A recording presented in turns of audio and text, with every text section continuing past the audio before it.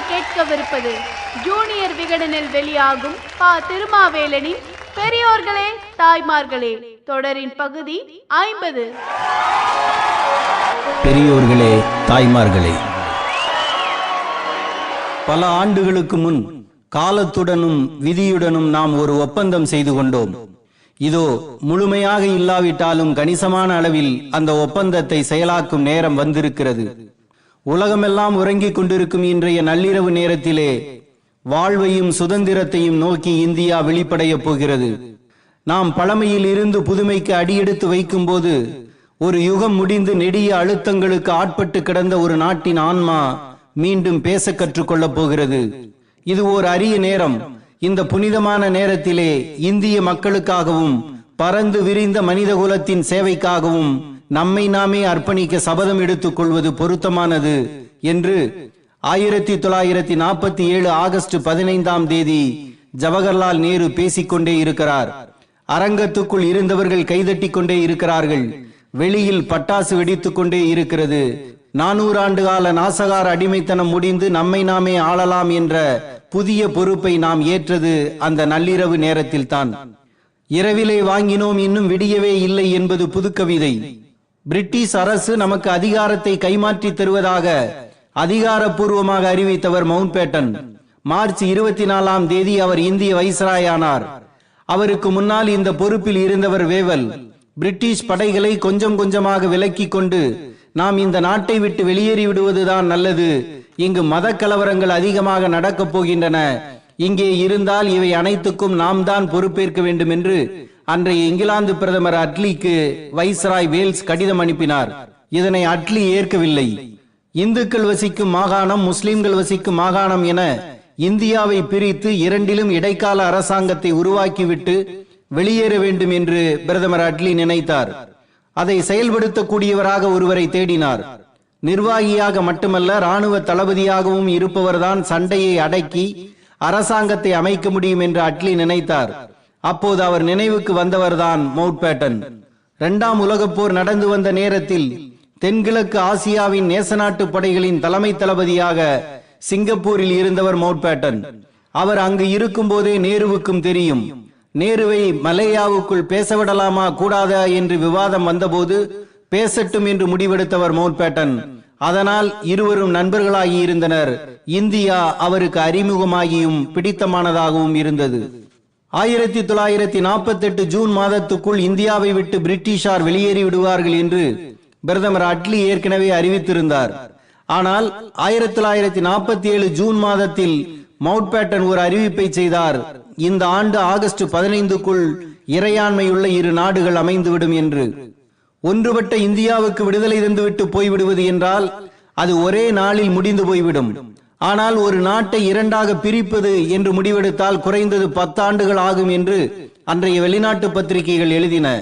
ஒரு வீட்டில் 2 அண்ணன் தம்பிகளுக்குள் சொத்து பிரிப்பதற்கே செத்து பிழைக்க வேண்டிய காலகட்டத்தில் நாட்டை பிரிப்பது என்பது சாத்தியமா என்ன?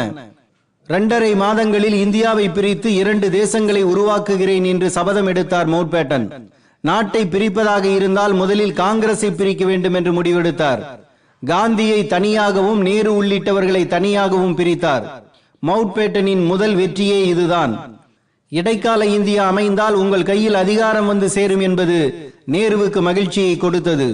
நீங்கள் கேட்கும் தனி நாடும் உங்களுக்கு கிடைக்கும் என்பது ஜின்னாவுக்கு மகிழ்ச்சியை கொடுத்தது. ஜின்னாவுக்கு நாடு, நேருவுக்கு அதிகாரம்.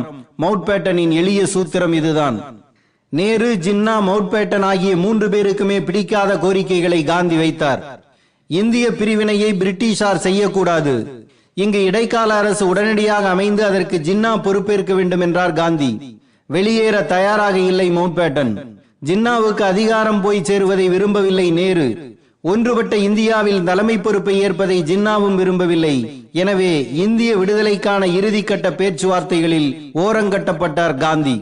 இப்போது நான் தனித்து விடப்பட்டுள்ளதை போல உணர்கிறேன். எனது புரிதல் தவறானது என்று நேருவும் படேலும் நினைக்கின்றனர். வயது காரணமாக எனது உடல் நலம் கெட்டுப் போய்விட்டதோ என்று அச்சப்படுகின்றனர். இந்த விலையை கொடுத்து நாம் அடையக்கூடிய எதிர்கால சுதந்திரம் இருள் மிக்கதாக இருக்க போகிறது என்று ஜூன் 1ஆம் நாள் நள்ளிரவு நேரத்தில் தனது செயலாளர் பியாரிலாலிடம் காந்தி சொன்னார். அதற்கு 3 நாட்கள் கழித்து ஆகஸ்ட் 15ஆம் தேதி 2 நாடுகள் அமையும் என்று மவுண்ட் பேட்டன் அறிவித்தார். இந்திய வரைபடத்தை பிரிக்கும் வேலை பிரிட்டிஷ் வழக்கறிஞர் சர் சிரில் ராபர்ட் கிளிப் என்பவரிடம் ஒப்படைக்கப்பட்டது. ஜூலை 8ஆம் நாள் அவர் இந்தியா வந்தார். ஜூலை 12ஆம் நாள் தான் அவர் இந்திய வரைபடத்தையே பார்த்தார். ஆகஸ்ட் 9ஆம் தேதி கோடு போட்டு முடித்து விட்டார். வீட்டுக்குள் கோடு போடும் சம்சாரம் அது மின்சாரம் படம் எடுக்கவே விசுவுக்கு 35 நாட்கள் ஆயின. 2 தேசத்தை 27 நாட்களில் பிரித்தார் சிரில் ராட் கிளிப். 1947ஆம் ஆண்டு ஆகஸ்ட் மாதத்துக்கும் 1948ஆம் ஆண்டு மார்ச் மாதத்துக்கும் இடையில் சுமார் 45 லட்சம் இந்துக்களும் சீக்கியர்களும் மேற்கு பாகிஸ்தானில் இருந்து இந்தியாவுக்கு அகதிகளாக வந்தார்கள். 60 லட்சம் முஸ்லிம்கள் இங்கிருந்து பாகிஸ்தானுக்கு அகதிகளாக போனார்கள்.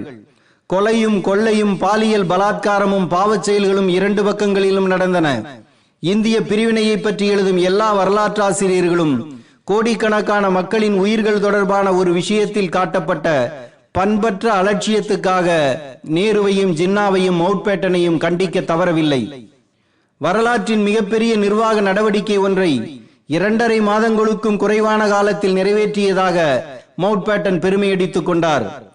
நேரத்தை தள்ளி போட்டால் கலவரம் தொடர்ந்து நடக்கும் என்று நினைத்தார். அதனால் அடுத்து ஏதாவது முக்கியமான நாள் வருகிறதா என பார்த்தார். 2ஆம் உலகப் போரில் இங்கிலாந்து உள்ளிட்ட நேச நாடுகளிடம் ஜப்பான் சரணடைந்த நாள் ஆகஸ்ட் 15. அதையே இந்திய விடுதலைக்கான நாளாக குறித்தார். அதாவது அவர்கள் அவர்களின் பெருமையை நிலைநாட்டக்கூடிய நாளில் சுதந்திர தினத்துக்கான தேதியை குறித்தார்கள். அவர்கள் ஐயையோ ஆகஸ்ட் 15 நல்ல நாள் இல்லை என்று இந்தியாவின் பல பகுதிகளில் இருந்து ஜோதிடர்கள் அலறினார்கள். அந்த நாளில் விடுதலை பெற்றால் அடக்க இயலாத சண்டைகள் நடக்கும், நாசம் விளையும், வெள்ளம், வறட்சி, பஞ்சம், படுகொலைகள் நடக்கும் என்று கல்கத்தாவில் இருந்து மதமானந்த் என்பவர் மவுண்ட் பேட்டனுக்கு ஒரு கடிதம் எழுதினார். இது என்னடா புது சிக்கல் என்று மண்டை குடைந்தது மவுண்ட் பேட்டனுக்கு. 15ஆம் தேதியை மாற்ற முடியாது என்று மவுண்ட் பேட்டன் திட்டவட்டமாக கூறிவிட்டார். 16ஆம் தேதி நடத்தலாம் என்று ஆலோசனை சொன்னார் விருதாச்சலம் ஜோதிட விற்பனர் கல்வராயன் கனகசபை. ராஜாஜியின் நண்பர் அவர். இன்று பிரபல ஜோதிடராக இருக்கும் டாக்டர் வித்யாதரனின் தாத்தா அவர். கனகசபையை டெல்லிக்கு அழைத்து சென்றார் ராஜாஜி. தேதியை மாற்ற முடியாது என்று சொல்லிவிட்டார் மவுண்ட் பேட்டன். அப்படியானால் 15ஆம் தேதி நள்ளிரவு தொடங்கி 16ஆம் தேதி அதிகாலை வரை நடத்தலாம் என்று ஆலோசனை சொல்லப்பட்டது. 15ஆம் தேதி என்பது 14ஆம் தேதி நள்ளிரவில் தான் தொடங்குகிறது என்று சொல்லிவிட்டார் மவுண்ட் பேட்டன். இதைத் தொடர்ந்து தனக்கு இந்திய ஜோசியங்கள் குறித்த ஆலோசனைகளை சொல்வதற்காக பத்திரிகையாளர் ஆலன் கேப்வெல் ஜான்சன் என்பவரை நியமித்தார் மவுண்ட் பேட்டன். 40 ஆண்டு காலம் இந்திய விடுதலைக்காக போராடிய காந்தியே சுதந்திர தினத்தன்று டெல்லியில் இல்லை. மதம் கோர தாண்டவம் ஆடிய கல்கத்தாவில் நவகாளி யாத்திரையில் ஒரு கயிற்று கட்டிலில் படுத்து கிடந்தார். ஒரே ஆண்டில் படுகொலை செய்யப்பட்டார் காந்தி. உருகி உருகி தனிநாடு கேட்ட ஜின்னா ஓராண்டு கூட உயிர் வாழவில்லை. வாழ்நாள் முழுக்க நீங்கள்தான் இந்தியாவின் கவர்னர் ஜெனரலாக இருக்க வேண்டும் என்று காங்கிரஸ் தலைவர்களால் கட்டாயப்படுத்தப்பட்ட மவுண்ட் பேட்டன் ஓராண்டு காலம் கூட இங்கு இருக்க முடியாமல் பிரிட்டிஷ் கப்பல் படையில் போய் சேர்ந்து விட்டார்.